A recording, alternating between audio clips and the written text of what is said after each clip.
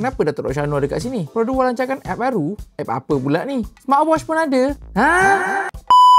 Guys, Pro2 telah pun melancarkan super app yang terbaru yang namanya ialah P-Circle, yang fungsinya agak jauh daripada dia punya main business. Dan ini antara feature-feature yang kami nak highlight dalam app dia ni. So yang pertama ialah P-Duit. So basically ialah e-wallet tersendiri dalam app dia.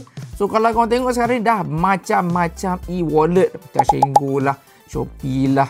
Memang banyak sangat e-wallet dan kita pun pening nak pilih. Jadi kenapa Pro2 pun nak keluarkan e-wallet dia sendiri? So basically diorang pun akan launch EV yang terbaru. So lepas ni kalau korang nak charge korang punya bakal EV car, buka saja daripada app P-Circle ni dan terus boleh buat pembayaran melalui dia punya e-wallet lah. So memang lebih mudah dan lebih cepat lah. Yang kedua ialah P-Health yang memfokuskan kepada kesihatan anda. Okay? Sekali lagi, anda bukan kereta anda. So ini memang tak ada kena dengan kereta. Ini banyak memfokuskan kepada korang punya kesihatan dari segi calorie tracker, step tracker semua tu.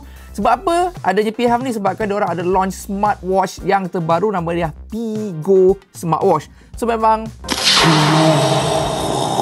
tak ada kena-mengena dengan dia punya kereta semua tu. Jadi reaksi saya pun sama juga macam korang. Masa dia orang launch ni macam tiba-tiba lah Pro2 ada keluarkan smartwatch. So macam agak pelik dan agak jauh daripada dia orang punya main business lah.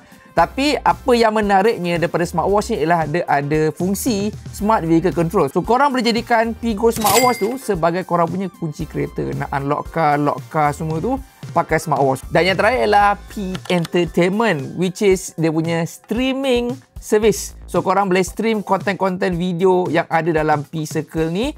So yang dalam konten ni semua ni memang original content. So macam wow, macam Netflix semua tu lah, Netflix original, tapi ni P-Circle original. So saya pun pelik kenapa diorang adakan sekali streaming service dalam dia punya app ni. So diorang kata ini nak fokuskan kepada korang yang tengah charge korang punya EV car tu, tengah bosan, bolehlah layan konten video dalam app P-Circle ni. Kami sebenarnya mengharapkan Pro2 launch diorang punya EV car, tapi diorang pergi launch dia punya super app ni dahulu, memang di luar jangkaan kami.